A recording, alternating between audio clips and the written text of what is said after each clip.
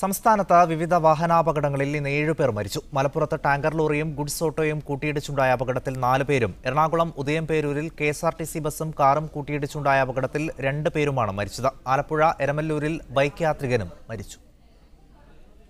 Malappuram Koottilangadi കീരാക്കുണ്ട് petrol പമ്പിന് സമീപത്താണ് രാവിലെ 6:30 അപകടം നടന്നത്.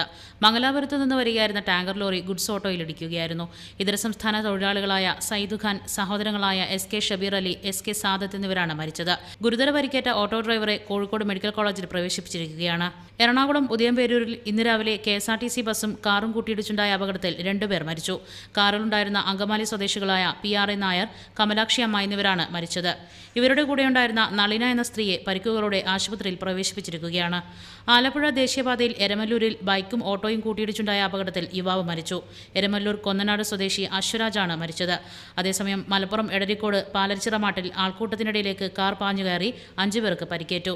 പരിക്കേറ്റ ഒരാളുടെ നില ഗുരുതരമാണ്. വിവിധ ബ്യൂറോകൾക്കൊപ്പം മീഡിയ 1 കൊച്ചി.